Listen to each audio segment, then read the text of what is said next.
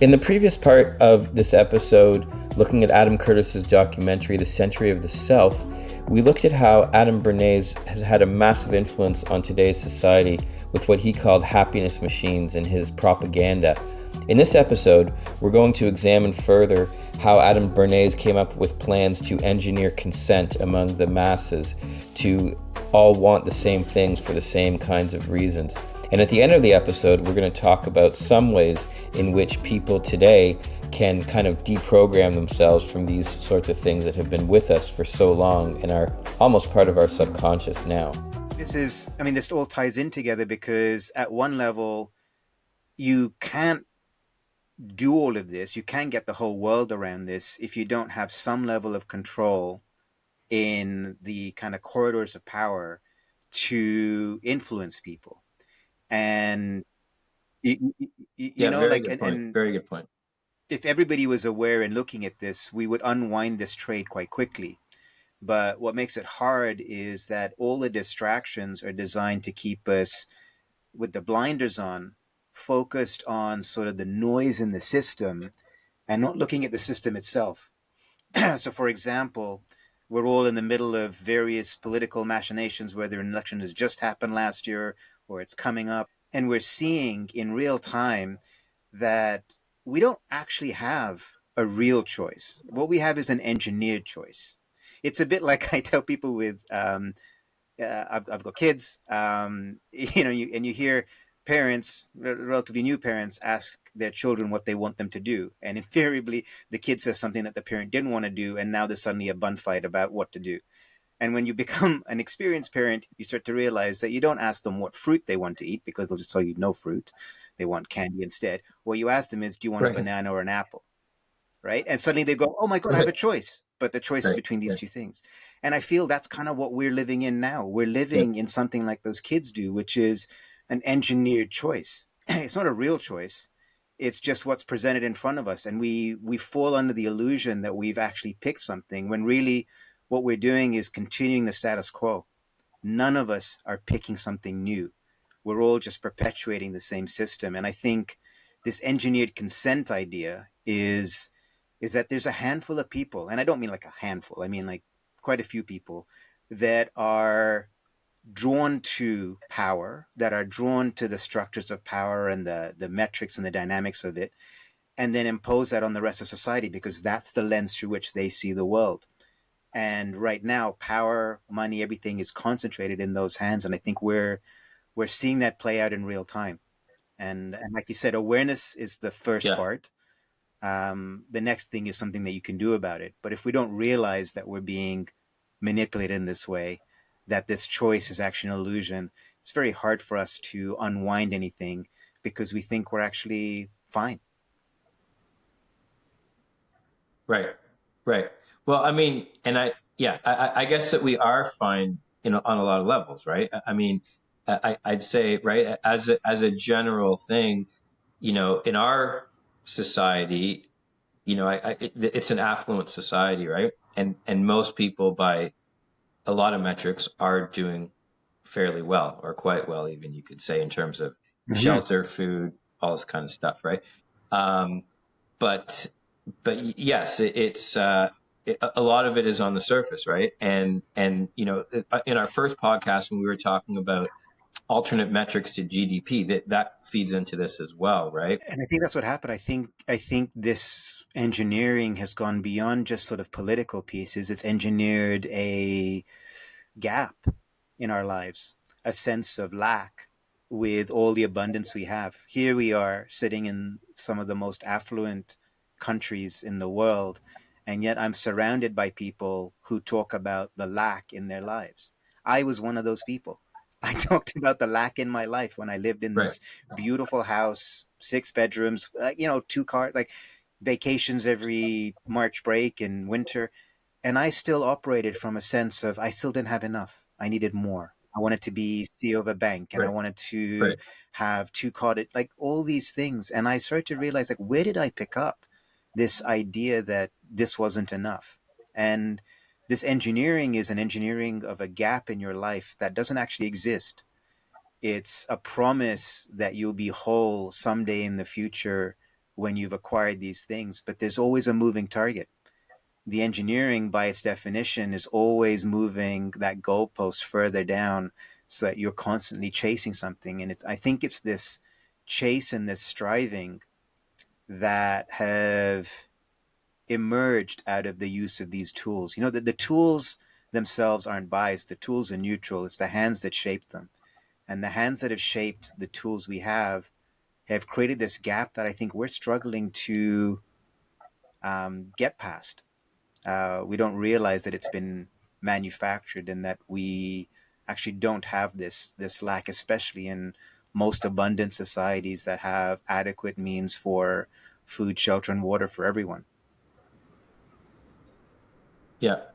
Yeah, I think that what you said there is really telling, because, in the absence of having a cohesive society that is moving towards certain goals that most people might say are beneficial, in the absence of that, what we have instead is the constant chasing of these material goals, right? Which are perpetuated in a massive way by corporations, and which are aided and abetted by our governments, without question. And right? they're us.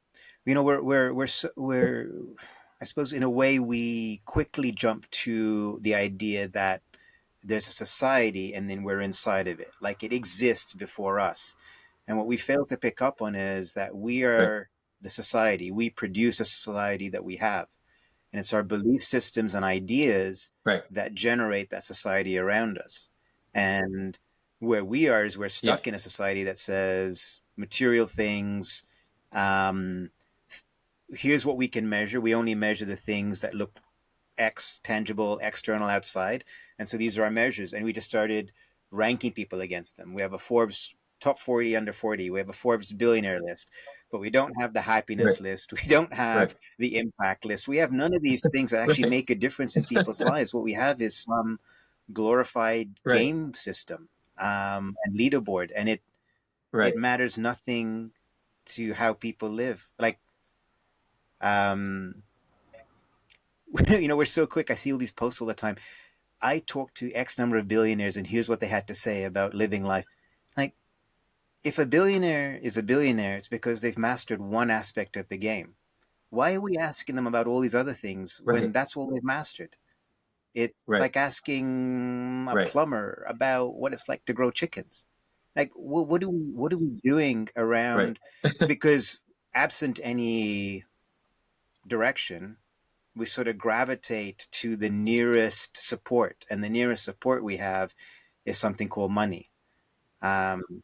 We've accumulated a lot of it. Yeah. We have numbers on a spreadsheet, but no one can feed themselves with numbers on a spreadsheet. No one can fill their stomach reading a menu. But we sort of landed ourselves in a spot where we constantly do that and try and fulfill ourselves by some false story-driven metric or measure of success. Yeah. 100%. I love you're saying, top 40 under 40, and and it made me laugh, because I thought, and I shouldn't laugh, because it would actually be so great if we could have the top 40 happiest people under 40, for example, right? Or right? I mean, it sounds ridiculous, right? But and obviously the problem is you can't quantify that, but or top 40 most emotionally intelligent people under 30. And that's the thing, like this, right? This ranking cool creates that, right? Like, we're always ranking. And I talk about it and some stuff because all those things, we've been conditioned to compete and to compare. It starts really early in school, and then we perpetuate it through life. And we sort of get trapped in this idea that everything that we do needs to be compared against somebody else. We need to compete to be the top. We get sort of mixed messages from everywhere about what to compete on and what that is. And then with all that confusion, we sort of look for a group to belong to because there's safety in that group. And so then we start to conform to a certain group. And then the attributes of that group are most demonstrated publicly to show I belong. And so I start to consume things that reflect that group. And all of a sudden, I've bounced down this thing of comparing, competing, consuming, and I'm now a walking shell of things I've picked Right. up and learned, and I'm now Right. acting out a life based on all those things. And I didn't realize that all along the way, these have been fed to me, and I've picked up on certain things because of the rewards I got for them. Um, Right. Yeah. And these are all externalities, right? These are all external things. It's constantly searching for things in the external yes. And that was the masterstroke medium, right? in Bernays' work. Or, It was to yeah. say, hey, no, no, no, you Yeah. need to look outside for Right. your Right. fulfillment. Right. Right. And so I think we can say that our society now is Bernays's vision, but amplified or on steroids, if we want to say it, right? It's just, it hasn't lessened, we're 100 years into Mm-hmm. Bernays's philosophy, right? We could say. And it's only been amplified in this Yes. 100 years, right? And there seems to be very little pulling back. Although I think that both you and I can say that we're seeing a lot of pushback and we're feeling a lot of trends moving against that. But that really is I'd say one of the pillars of what we would hope to accomplish, on a small scale with this podcast and with the eventual movie, is to just, start changing that mindset, right? That Bernays has really Or created. amplified. I liked how you said that, He's really the Amos. I godfather liked how you said of that. amplified, because I think Yeah, at a certain level, this yeah, isn't one person or one group or anything else like that. It's the product of true. unquestioned Yeah, beliefs. yeah. It, right, and well, and it's tapping into human fears ultimately. So it's Yeah. about fear more than anything, right? So Freud and then Bernays, they're tapping into stuff that has existed for a million years, right? These primal fears and primal desires that we all have. How do we manipulate that to make money? Ultimately, Hmm. is what's going on here, right? So let's wind things down here on the podcast here. Let's talk for people. I think we've presented people with some historical context of a big facet of our society and how we got here and how it's been used to shape the way things are now. And probably a lot of people were not fully aware of who Bernays is and the types of mechanics that he used. So let's say, on a practical sense, what do you think are let's say easier ways that people can move away from this mindset of externality, right? Constant externality. I need to get things outside of Hmm. myself. I need to acquire. What would you say are some, first steps that people can take to move away from that type of mindset?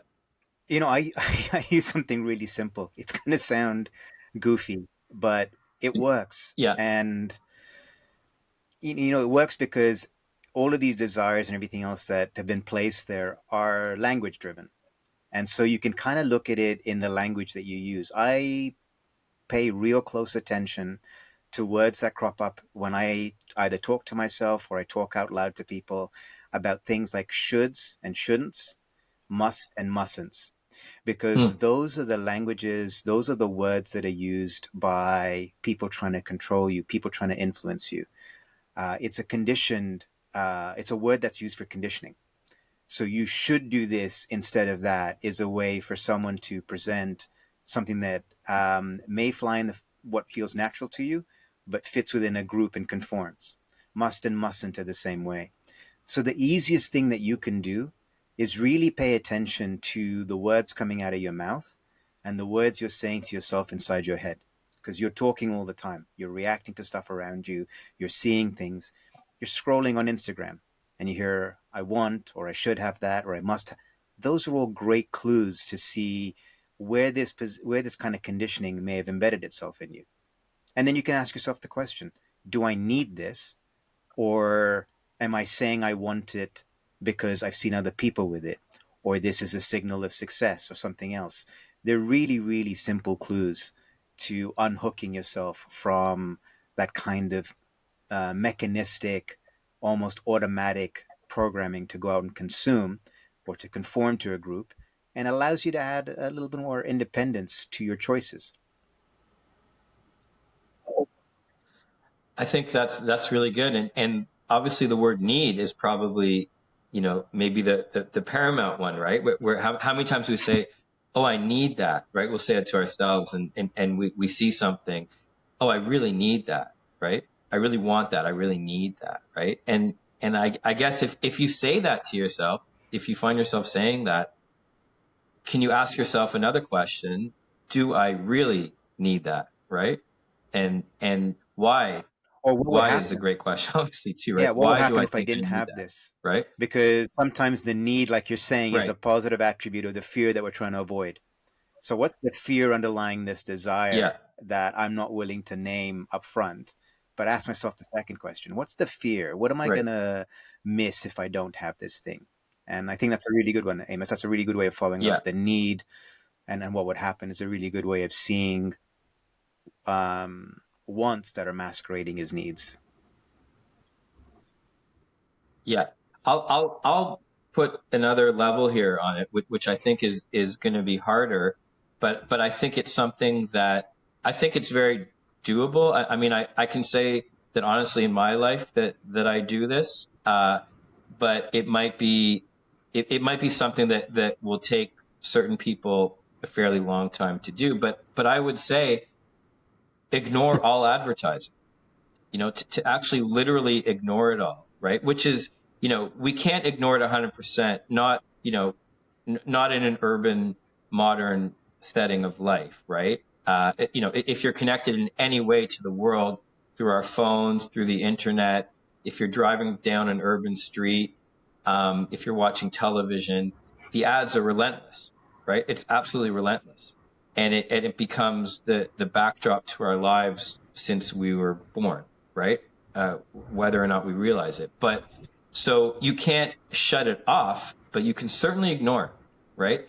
And, I have an 8-year-old son, and when we watch television together, I often tell him, I say, we're watching something and then ads come on and I'll turn it off or I'll mute it, and he gets mad at that sometimes because, they're entertaining and he wants to see it. And, it's all really brand new to him. Right. But I've told him time and time again, like I've said pretty much any product that you see advertised on television is something that you actually don't really want to buy and you don't really need to buy.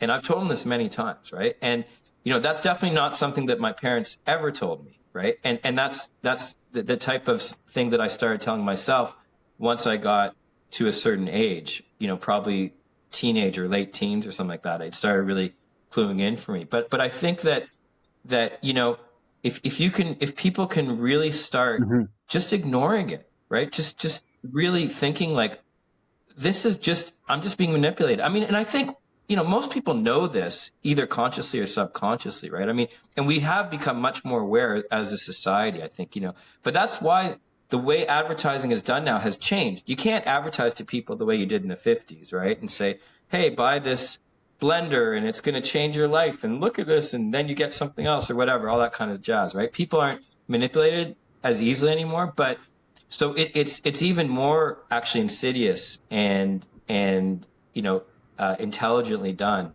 than it was 30, 40, 50 years ago. But it's still there. I mean, anytime you're on the internet and the apps and the this and the that, right? So I think people really need to ask themselves, am I being manipulated? How am I being manipulated? And do I want to be Yeah. manipulated? Right? And I think once people start asking those questions, you can start to untether yourself from this, psychology, which is ultimately, I think, in all cases, hurting us and not helping us. Or at if I had to pick a silver lining, it's the fact that all these things are happening in order to wake us up. That the things have become so extreme that we can't help ourselves. We can't bury our heads in the sand Right. like we used to before, and say, hey, "This is all okay. It'll be fine. We'll figure Yeah. it out." Yeah. I think we're starting to realize that each of these choices is shaping the future we're going to live in, and the sort of blind or unaware choices have led to us where we are today, we can make more conscious choices, like you're saying. We can choose to turn off or ignore. And we often get pulled into this idea that we have to leave everything and go isolate ourselves and get away from it. And the truth is, like you said, you can't get away from it. The important part is Yeah. understanding how to allow it to show up and disappear without reacting to it, without being taken along for the ride. It's not about burying your head in the sand, but about, confronting the stuff head on and being Yeah. stronger mentally, ultimately, right? Actually, I want to say that one To thing, deal Amos. with I it. think that's Yeah. that's an important part. I think part of the engineering that's gone on is an engineering that says you're not capable of solving this for yourself. I think there's been a big part of engineering that says you're Mm-hmm. weak, you're unworthy, you shouldn't be, you need this, you need that. And I think this is a wake up call to all of us Right. to go, we're Right. actually a lot more capable than we give ourselves credit for. We've been led to believe that we're not. And the first part is actually rebuilding the trust in yourself to do these things. So paying attention, like you said, to these tools, paying attention to what's going on around you, asking yourself these questions is really the first step in rebuilding that trust with yourself that you can actually solve this for yourself. Yeah. So and the concept of autonomy, right? That you are truly autonomous, and that this messaging is trying to take away your Yes, autonomy to a large extent, right? So in a so perverted so way, that's in a perverted that's way, really the message. by trying to tell you that this is Yeah. the path to Yeah. autonomy, it strips you. Right. Yeah, Right. Right. Right. Exactly. So and that's what's that's so exactly it. insidious about it, right? Okay, Zahir. So I think that's a great spot to Yeah, end at. That was hopefully an interesting discussion for people. we covered a lot of ground. Maybe introduced a new name that a lot of you maybe have never heard about. I would definitely look him up and learn more about the influence that Bernays and Freud and everyone else has had on some of the things that you take for granted today. See you on the next episode.